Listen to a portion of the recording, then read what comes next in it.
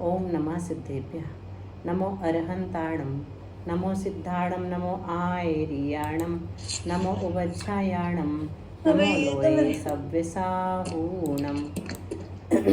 हे शान्ति सन्ति अरहन्ति अनन्ति ज्ञाता, हे शुद्धि बुद्धि अविरुद्धि अबद्धि धाता, आचार्य वर्य उवजाय सुसाधु सिंधु, मैं बार बार तव पाद पयोज वंदू। पंच परमेष्ठी भगवान की जय। संत श्रोमणी आचार्य गुरु श्री विद्यासागर जी महाराज की जय। तीन कमला करुणमणि महाराज की जय। सांग जनवाणी माता की जय।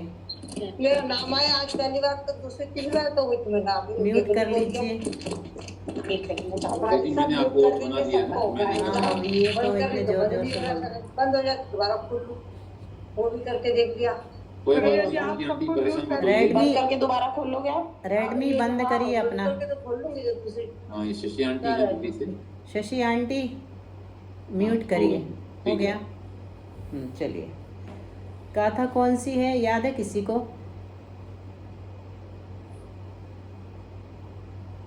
ये नहीं हुई जो आपने लिखा रखी है मेरे इसमें जो है। दीदी 239 होनी चाहिए। 239 चल रही थी क्या? इसमें 84 के स्थान बता रहे थे ना। 239 गाथा चल रही थी जिसमें 84 योग स्थान बताए जा रहे थे। उसमें नहीं, 84 तो बहुत पहले से चल रहे हैं अपने, बहुत सारे हो गए हैं। 36 तक हो चुके हैं। 37 से 239 में आएगा। चलिए यहीं से रखते हैं अपन। 239 कौन पढ़ेगा भैया के बाद? पढ़ लो दीदी। दीदी पढ़ो शशि जैन। हाँ ठीक है, शशि जी पढ़िए। दीदी ये तो हमारे पास है वैसे जो आपने स्क्रीन बनाया हुआ है ना। हाँ ठीक है। मतलब कहाँ? मतलब ये पीडीएफ थी ना वो। हाँ, वो हमने आज इसलिए होस्ट बनाने कहा क्योंकि वो थोड़ा सा जाओ वगैरह दिखाना है ना, तो हम खुद बढ़ा देंगे फटाफट, है ना। फिर आप हाँ तो फुल स्क्रीन आप कर दें इसको। हाँ अभी नहीं हो रहा है क्या? नहीं हुआ शायद फुल नहीं, अभी आपने शॉर्ट में लिखा बनाया हुआ है इसको। शॉर्ट में नहीं बनाया। मैक्सिमम में करने का बटन देखना हुआ क्या? हो गया? अब हो गया ना। ठीक है।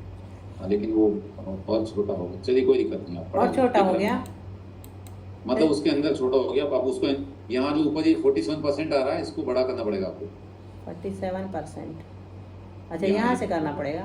जी जी, इसके बगल में प्लस का निशान है, इसको बना दीजिए बड़ा। अच्छा इससे हो जाएगा।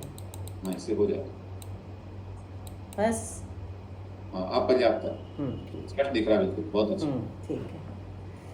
गाथा नंबर 239 से लेते हैं। रिकॉर्डिंग आप डाल दीजिए क्योंकि अब आप बोलते हैं। ठीक है। अंतरमुवरी विपुणो तत्पुण्णानं च उवरि अंतर्यम् एयंत वड्डी ठाणा तसपण लब्धिस्य अवरवरा। अंतरमुवरि विपुणो तत्पुण्णानं च उवरि अंतर्यम् एयंत वड्डी ठाणा तसपण लब्धिस्य अवरवरा। अंतरमुवरि विपुणो तत्पुण्णानं च उवरि अंतर्यम् एयंत वड्डी ठाणा तसपण लब्धिस्य अवरवरा। अंतरमुवरी विपुणो, इसके ऊपर दूसरा अंतर है। अंतर के पश्चात सूक्ष्म एकेंद्रीय और बादर एकेंद्रीय पर्याप्तकों के जघन्य और उत्कृष्ट परिणाम योग स्थान क्रम से पल्ले के असंख्यातवें भाग से गुणे हैं। अब इसको अभी आप देखेंगे नीचे चार्ट में। ये सूक्ष्म एकेंद्रीय लब्धि पर्याप्तक और बादर एकेंद्रीय लब्धि पर्याप्तक का कौन सा योग स्थान का प्रकार है? परिणाम योग स्थान, उसका जघन्य और बादर एकेंद्रीय का जघन्य। फिर सूक्ष्म एकेंद्रीय लब्ध्य पर्याप्त का उत्कृष्ट। फिर इस बादर एकेंद्रीय पर्याप्त के उत्कृष्ट योग स्थान के आगे तीसरा अंतर है। अंतर के पश्चात 5 त्रसों के अर्थात द्विन्द्रिय लब्धियां पर्याप्तक आदि 5 के जघन्य और उत्कृष्ट एकांतानुवृद्धि एयंत वड्डी ठाना योग स्थान क्रम से पर्ण लद्दिस अवरवरा पल्ले के असंख्यातवें भाग से गुणे हैं। क्रम से पल्ले के असंख्यातवें भाग से गुणे हैं। तो 37वें नंबर में सूक्ष्म एकेंद्रीय लब्धि पर्याप्तक का परिणाम योग स्थान जो है वो जघन्य, वो पूर्व से पल्ले के असंख्यात विभाग गुणा अधिक है। 38वें नंबर में कौन सा है? बादर एकेंद्रीय लब्धि पर्याप्तक का परिणाम योग स्थान, उसका भी जघन्य भेद, पूर्व से पल्ले के असंख्यात विभाग से गुणा है, भाग गुणा। और 39वें नंबर में फिर आ गया कौन? सूक्ष्म एकेंद्रीय लब्धि पर्याप्तक का परिणाम योग स्थान का उत्कृष्ट भेद। फिर 40वें नंबर पे बादर एकेंद्रीय लब्धि पर्याप्तक का परिणाम योग स्थान का उत्कृष्ट भेद। पहले दोनों के जघन्य सूक्ष्म बादर के, फिर सूक्ष्म बादर के उत्कृष्ट भेद। इसके बाद दूसरा अंतर आ गया। फिर दूसरे अंतर के बाद 41वें नंबर पे सूक्ष्म एकेंद्रीय पर्याप्तक। अभी 37 से लेकर के 40 तक कौन सा था? अपर्याप्तक था। अब 41 से लेकर के 44 तक पर्याप्तक भेद है। सूक्ष्म बादर दोनों के परिणाम योग स्थान के ही, जघन्य जघन्य और उत्कृष्ट उत्कृष्ट। फिर इससे आगे तीसरा अंतर। फिर चलते हैं एकांतानुवृद्धि योग स्थान में क्या प्राप्त हो रहा है ये देखते हैं। तो 45वें नंबर पे द्विन्द्रिय आ गया, लब्धिया पर्याप्तक, उसका एकांतानुवृद्धि का जघन्य भेद। फिर त्रिइंद्रिय लब्धिया पर्याप्तक का एकांतानुवृद्धि का जघन्य भेद। फिर चतुरिंद्रिय लब्धिया पर्याप्तक का भी एकांतानुवृद्धि का जघन्य भेद। फिर 48वें नंबर पे असंगी पंचेंद्री आ गया। मतलब ये जो है ना, इनकी शक्ति के अंश बढ़ते चले जा रहे हैं। योग स्थान का 49वां नंबर संगी पंचेंद्रीय लब्धिया पर्याप्तक का एकांतानुवृद्धि का जो जघन्य भेद है, इसके शक्ति अंश बहुत ज़्यादा बढ़ गए हैं, यानी अविभाग प्रतिच्छेद बहुत ज़्यादा बढ़ गए, इसकी सामर्थ्य बहुत ज़्यादा बढ़ गई है। फिर आ गया फिर से द्विन्द्रिय लब्धिया पर्याप्तक का एकांतानुवृद्धि का उत्कृष्ट भेद। सब पूर्व से पल्ले के असंख्यात विभाग गुणा अधिक हैं। फिर द्विन्द्रिय लब्धिया पर्याप्तक के बाद त्रिइंद्रिय लब्धिया पर्याप्तक का एकांतानुवृद्धि का उत्कृष्ट भेद। 52वें नंबर पे चतुरिंद्रिय लब्धिया पर्याप्तक का एकांतानुवृद्धि का उत्कृष्ट। फिर 53वें नंबर पे असंगी पंचेंद्रिय लब्धिया पर्याप्तक का एकांतानुवृद्धि का ही उत्कृष्ट भेद। और 54वें नंबर पे संगी पंचेंद्रिय लब्धिया पर्याप्तक का एकांतानुवृद्धि का उत्कृष्ट भेद। फिर आ जाता है चतुर्थ अंतर। ये अंतर कितने कितने समय के बाद आता है? प्रत्येक अंतर स्थानों का प्रमाण कितना है? श्रेणी के असंख्यातवें भाग प्रमाण हैं। कितने हैं ये अंतर भी? तो जगत श्रेणी के असंख्यातवें भाग प्रमाण हैं। मतलब कितना कहलाया जगत श्रेणी का असंख्यातवें भाग प्रमाण? कोई बताएगा?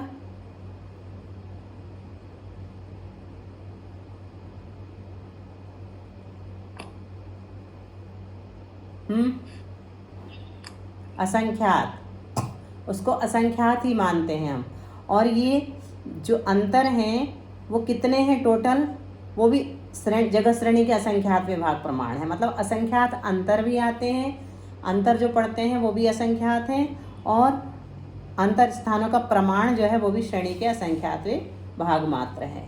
तो यहाँ तक हमने देखा 54 नंबर तक संगी पंचेंद्रीय लब्धि अपर्याप्तक का चतुर्थ अंतर के पहले तक। अब गाथा नंबर 204। हमने एक चार्ट डाला था, उसमें देखा था किसी ने आज ग्रुप में? हाँ, तो वो जो चार्ट है ना, वो आदिमती माताजी वाले कर्मकांड में है। जिनके पास हो वो उसमें भी देख सकते हैं। बहुत बारीक अक्षर में बनाया हुआ है यद्यपि वो, लेकिन फिर भी उसको देख सकते हैं कि किस तरह से किसके बाद किसका नंबर आता है, मतलब किस जीव के शक्तियांश किस जीव से अधिक हैं। अब 260 नंबर की गाथा तक हमारा ये चलना है योग स्थान। उसके बाद हमने बताया क्या आएगा, कौन सा विषय शुरू होने वाला है? हाँ, उदय विच्छुत्ति और बंध अबंध। तो अब देखते हैं गाथा नंबर 240। लब्धि निवर्तिनम परिणामे यंतवड्ढिठाणाओ परिणामट्ठाणाओ अंतर्यंतर्य उवरि उवरिम उवरुवरिम लद्धीणि उवत्तीणं परिणामे यन्तवड्डिटाणाओ परिणामट्ठाणाओ अंतर्यंतर्य उवरुवरिम लब्धीनि भवत्तीणं परिणामे यन्तवड्ढिठाणाओ परिणामट्ठाणाओ अंतर्यंतर्य उवरुवरिम। इसके आगे चौथा अंतर है। इसके बाद लब्धि निवृत्तीणम यानी लब्धि पर्याप्तक और निर्वृत्तीय पर्याप्तक 5 त्रस्त जीवों के परिणाम एयंत वड्डी ठानाओ परिणाम योग स्थान, एकांतानुवृद्धि योग स्थान और परिणाम योग स्थान तथा इनके ऊपर बीच बीच में अंतर सहित स्थान हैं। ये तीनों स्थान अंतर सहित स्थान का अर्थ तो समझ में आ गया ना, कि मतलब उन स्थानों पर जो शक्ति अंश हैं वो किसी भी जीव के नहीं पाए जाते हैं। उतने शक्ति अंश किसी भी जीव के नहीं पाए जाते हैं, इसलिए उसको अंतर कह देते हैं। ये तीनों स्थान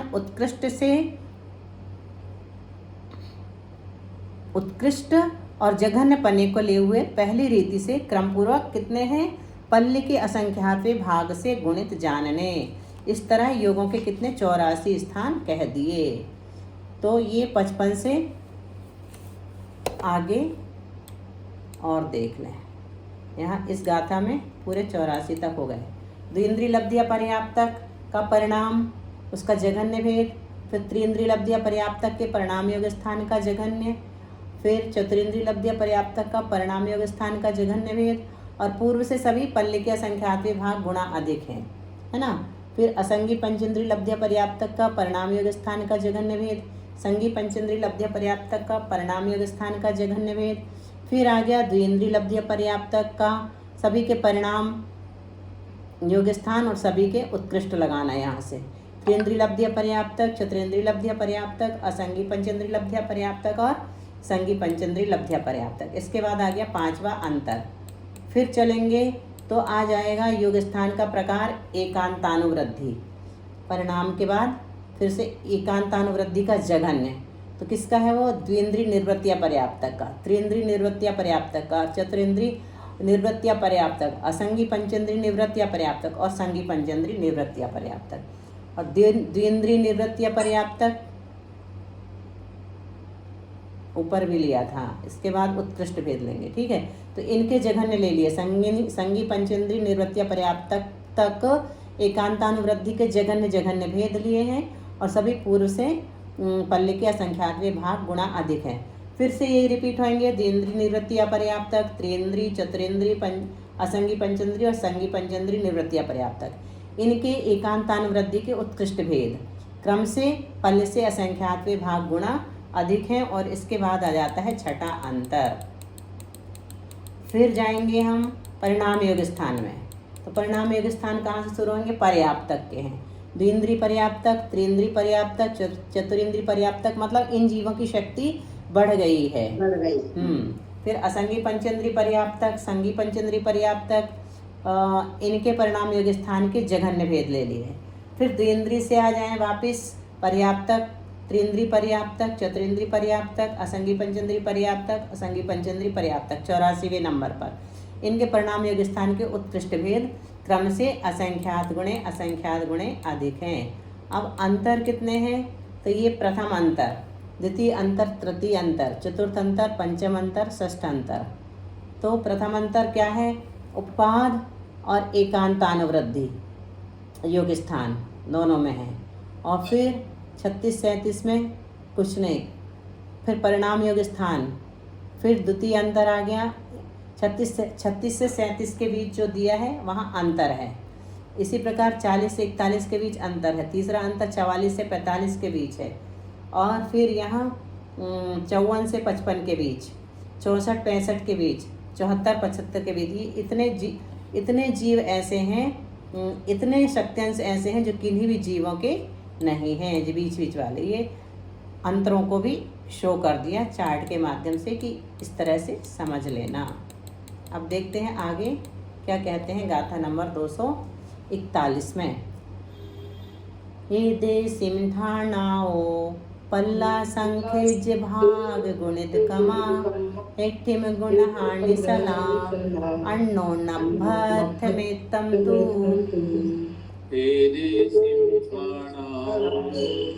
पल्ला संखेज भाग गुणित कमा हेठिम गुण हानि सला अन्नो नभथ में तम तू।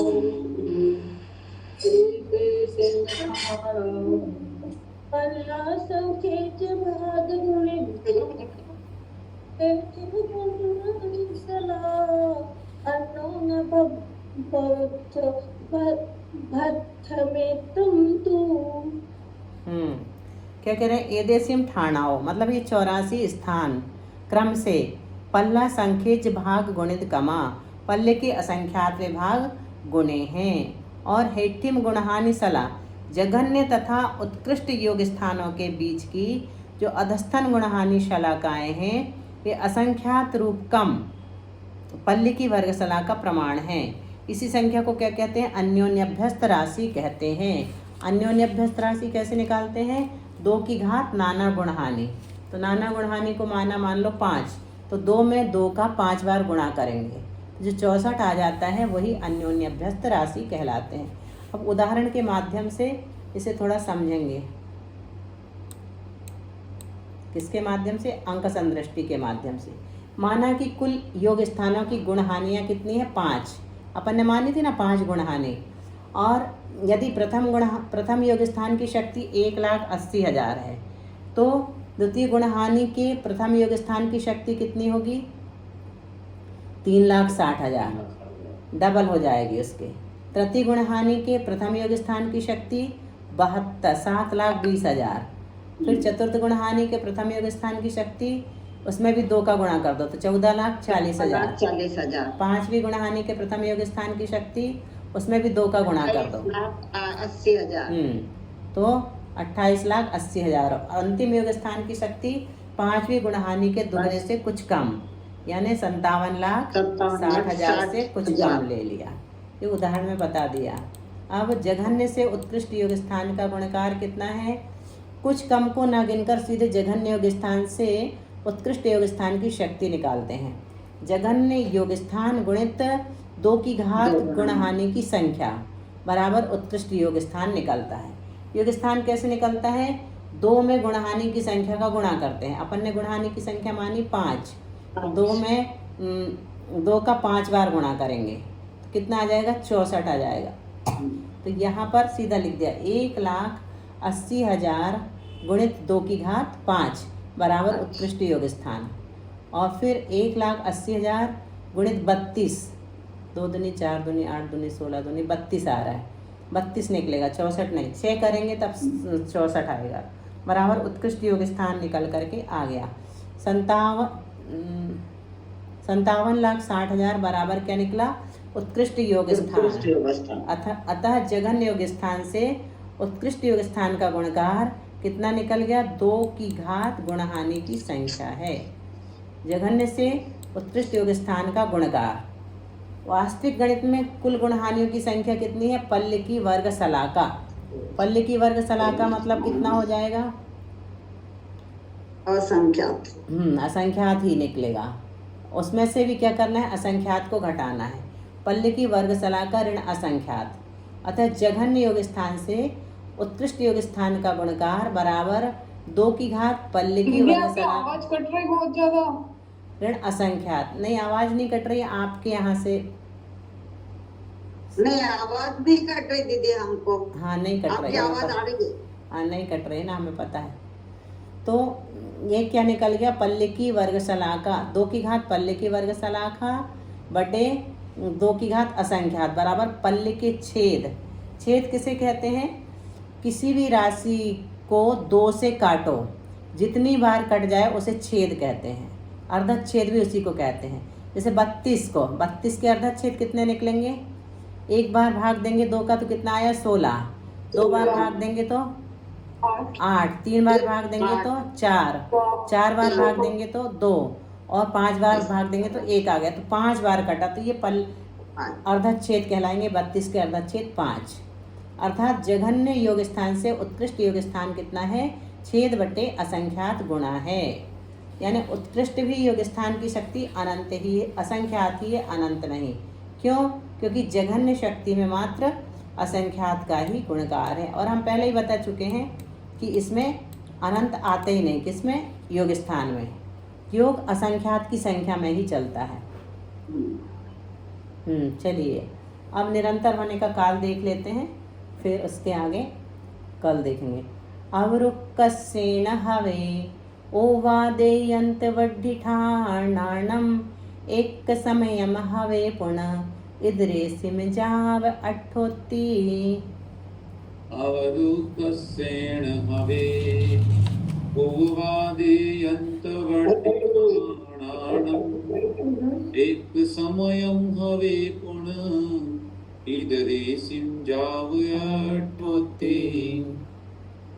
अवरुक्कस्येन हवे ओवादेयन्त वड्ढिठाणानम् एक समयं हवे पुनः इद्रेसिम जाव अट्ठोत्ती।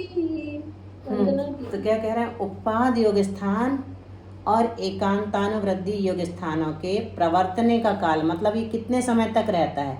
उपाद योग स्थान तो पता है अपने को कि जघन्य और उत्कृष्ट एक समय ही है, और एकांतानुवृद्धि का भी प्रवर्तने का काल जघन्य और उत्कृष्ट एक समय ही है। क्यों? क्योंकि उपाद योग स्थान तो जन्म के प्रथम समय में ही होता है, और एकांतानुवृद्धि स्थान भी समय समय प्रति वृद्धि रूप अन्य ही होता है, इसलिए उसको भी एक समय वाला ही माना है। अपन ने जो देखा था ना अंतर मुहूर्त का, लेकिन वो प्रति समय क्या है? वृद्धि रूप अन्य ही होता है, इसलिए एक एक को काउंट करेंगे तो एक एक समय वाला ही कहलाएगा। और इन दोनों से भिन्न जो परिणाम योग स्थान है, उसके किसी एक भेद के निरंतर प्रवर्तने का काल कितना है? तो 2 समय से लेकर 8 समय तक है। 2 समय से लेकर 8 समय तक। तो क्या बताया? उपाद योग स्थान का काल कितना है निरंतर होने का?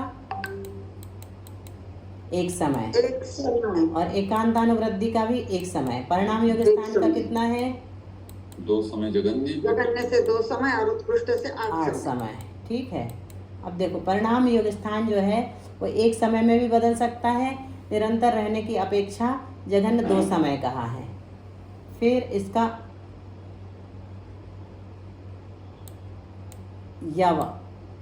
यव से बनाते हैं, कहाँ बता रहे हैं? काफ़ी नीचे ले जा रहे हैं। चलिए ठीक है, जब तक इसका था तो देख लेते हैं। हम सोच रहे थे आज ही आ जाएगा वो विषय, नहीं आया। 8 समयस्य थोवा उभय दिशासु भी असंख्य संगुनिधा चौ समयोतित हे वया ओवरिमिति दु समय जो गाओ। 8 समयस्य थोवा उभय दिशासु भी असंख्य संगुनिधा चौ समयोतित हे वया ओवरिमिति दु समय जो गाओ। 8 समयस्य थोवा उभय दिशासु भी असंख्य संगुनिधा चौ समयोतित हे वया ओवरिमिति दु समय जो गाओ। 8 समयस्य थोवा, 8 समय निरंतर प्रवर्तने वाले योग स्थान सबसे थोड़े हैं। 8 समय तक जो एक योग स्थान लगातार 8 समय तक बना रहता है वो सबसे कम है। और 7 को आदि लेकर 4 समय तक प्रवर्तने वाले ऊपर नीचे के दोनों जगह के स्थान असंख्यात गुणे हैं, किंतु 3 समय और 2 समय तक प्रवर्तने वाले योग स्थान कितने हैं? ऊपर की ही तरफ रहते हैं और उनका प्रमाण क्रम से असंख्यात गुणा है। इन परिणामों की रचना करने पर जौ का आकार बन जाता है। तो आपको देखना है ये जौ का आकार, ऊपर एक इसका देते हैं, इसमें दिया, हाँ ये दिख रहा है जौ, इसमें ये 8 समय है। जी दीदी जी दिख रहा है दीदी। हाँ, तो 8 समय तक ये जो है यव मध्य है, तो यव मध्य में 8 समय तक प्रवर्तने वाला योग स्थान है, सबसे अधिक समय ये है। फिर इससे कम समय तक प्रवर्तने वाला 7 समय, ये ऊपर की ओर कम है। क्या कह रहे हैं, 8 समय तक निरंतर प्रवर्तने वाले युग स्थान सबसे थोड़े, ये वाले सबसे कम है, ठीक है, यहाँ पर जो बने हुए यव मध्य में। और 7 समयों को आदि लेकर, यहाँ से 7 से शुरू करो, कहाँ तक चले जाओ, 4 समय तक, यहाँ तक प्रवर्तने वाले ऊपर नीचे दोनों जगह के, यहाँ 4 समय तक और यहाँ 4 समय तक, दोनों जगह के स्थान असंख्यात गुणे हैं। मतलब इससे असंख्यात गुणे स्थान किसके हैं, इसके हैं। और इससे भी असंख्यात गुणे योग स्थान किसके हैं, 6 समय तक प्रवर्तने वाले हैं। और इससे भी असंख्यात गुणे 5 समय तक प्रवर्तने वाले, इससे भी असंख्यात गुणे 4 समय तक। इस तरह नीचे भी लगा लेना, ये क्रम से असंख्यात गुणे हैं। किंतु 3 समय और 2 समय तक प्रवर्तने वाले योग स्थान ऊपर की ही तरफ है। ये 3 और 2 नीचे नहीं है ना, यहाँ 4 में रुक गया, तो ऊपर की ही तरफ रहते हैं। और उनका प्रमाण कितना है, क्रम से असंख्यात गुणा है। इन परिणामों की रचना करने पर जौ का आकार बन जाता है। मतलब इनमें अविभाग प्रतिच्छेद उत्कृष्ट योग स्थान है ये, और ये जघन्य योग स्थान है। इनकी रचना जब करते हैं तो ये जौ का, जौ जानते हैं ना आप लोग, नहीं जानते? हाँ, जवा, जवा कैसा होता है, छिलका सहित गेहूं जो है, हाँ, गेहूं का ही शेप रहता है, तो वो गेहूं का शेप बना दिया है। अब योग स्थानों की अपेक्षा कथन इस गाथा में बता दिया।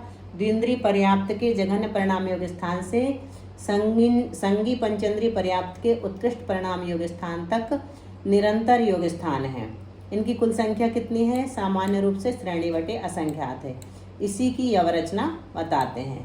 कुल योग स्थान बटे पल्ले बटे असंख्यात बराबर 1 भाग निकला। इसका 1 भाग निकल के अपन क्या करेंगे, कुल एक योग स्थान में पल्ले के असंख्यात भाग का भाग देंगे।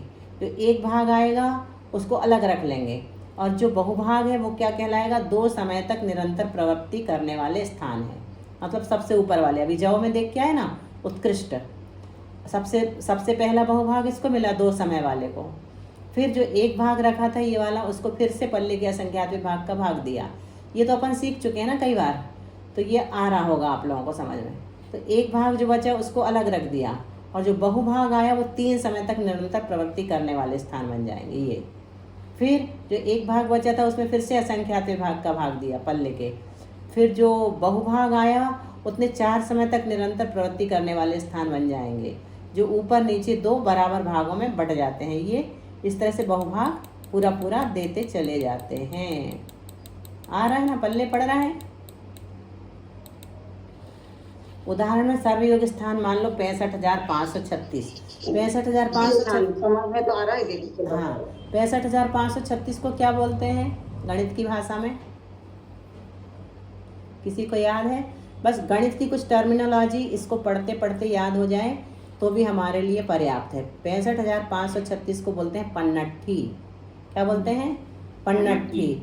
और 1 और 8 है आदि में जिसके, हाँ पहले आ चुका है, 1 और 8 है आदि में जिसके ऐसी संख्याएं जो रहती हैं बहुत सारी, उसको कहते हैं एकट्ठी। मतलब पन्नट्ठी में पन्नट्ठी का गुणा करते हैं तो एकट्ठी आता है। एकट्ठी प्रमाण अपने जिनवाणी के पूरे पदों की संख्या है, एक कम एकट्ठी प्रमाण। तो ये पन्नट्ठी और पल्ले बटे असंख्यात अपन ने मान लिया 4। सभी योग स्थान कितने मान लिए? पन्नट्ठी। और 4 को पल्ले के असंख्यात विभाग को क्या मान लिया? 4। ठीक है। अब क्या करना है? पन्नट्ठी में पल्ले के असंख्यात विभाग का भाग देना। सर्वयोग स्थान में किसका भाग देना है? इसका देना है। तो सर्वयोग स्थान हो गए हमारे पास पन्नट्ठी प्रमाण, इसमें हमने 4 का भाग दिया तो कितना आ गया? 16,384। तो ये तो हुआ एक भाग, और इसमें 3 का गुणा कर देंगे ये बहुभाग कहला जाएगा। तो कितना आया? 49,152 ये बहुभाग है। तो ये 2 समय निरंतर प्रवृत्ति करने वाले स्थान हो गए। फिर ये जो एक भाग रखा था 16,384, उसमें फिर से पल्ले के असंख्यात भाग का भाग दे दिया तो कितना आ गया? 4,096। तो ये कहलाएगा एक भाग, और 3 का गुणा कर देंगे इसी में तो ये बहुभाग कहला जाएगा। ये 3 समय तक निरंतर प्रवृत्ति करने वाले स्थान हो गए। फिर जो एक भाग बचा था अपने पास 4,096, उसमें फिर से पल्ले के असंख्यात विभाग का भाग दिया तो आ गया 1024। उसमें 3 का गुणा कर दिया तो ये हो गया बहुभाग 3,072। तो ये इसके 2 हिस्से कर दिए तो 1536 किसको मिल गए? 4 समय वाले स्थान को मिल गए। फिर 1024 जो अपने पास रखा था उसमें फिर से पल्ले के असंख्यात विभाग का भाग दिया तो कितना आ गया? 56 और 56 256 में 3 का गुणा किया तो कितना आ गया 768। इसके भी 2 हिस्से कर दिए और किसको बांट दिए, ऊपर और नीचे के 5 समय वाले स्थान को बांट दिए। तो कितने कितने बढ़ गए 384 384। फिर 256 ये जो एक भाग रखा था इसमें फिर से 4 का भाग दिया तो कितना आ गया 64। ये हो गया अब अपना अगला एक भाग, और इसका तिगुना मतलब बहुभाग कितना हो जाएगा 192। 192 को भी ऊपर नीचे के 6 समय वालों को बांट दिया, दो हिस्से करके, तो 96 96 फिर बचा था 64 अपने पास एक भाग। 64 में फिर से 4 का भाग दिया पल्ले के असंख्यात विभाग का, तो आ गया 16 के तीन हिस्से मतलब जो बचे हुए बहुभाग हैं वो क्या कहा जाएगा 48 बहुभाग। 48 के 2 हिस्से करके ऊपर और नीचे के 7 समय वाले स्थानों को बांट दिया, तो ये 24 बढ़ गया। हाँ, और शेष जो बचा था 16 एक भाग, ये 8 समय वाला स्थान ये सबसे कम है। कि अपन ने इतना समझ लिया यव मध्य तक, है ना। अब यव मध्य का अर्थ क्या है, जघन्य योग स्थान से उत्कृष्ट योग स्थान तक रचना बनाई है।